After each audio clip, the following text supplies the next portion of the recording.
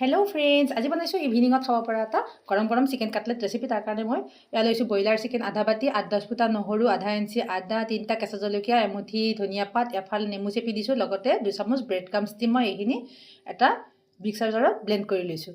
এইখিনি এটা বাতিত উলিয়াই ল'লোঁ। এতিয়া ইয়াতে এটা ডাঙৰ চাইজৰ পিঁয়াজ মই মিহি মিহিকৈ কাটি লৈ ইয়াতে দি দিছোঁ।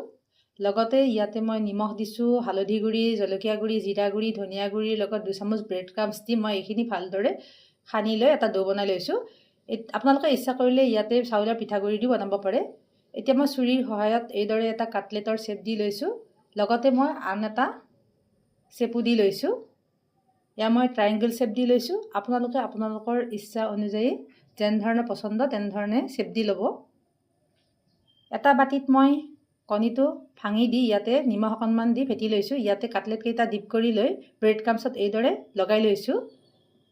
পেনখনত তেল গৰম হ'বলৈ দি আটাইকেইটা কাটলেট মই গেছটো ল' টু মিডিয়ামত ৰাখি ফ্ৰাই কৰি লওঁ। আপোনালোকেও ধৈৰ্য ৰাখি ফ্ৰাই কৰিব যাতে ভিতৰ ফালে কুক হৈ যায়।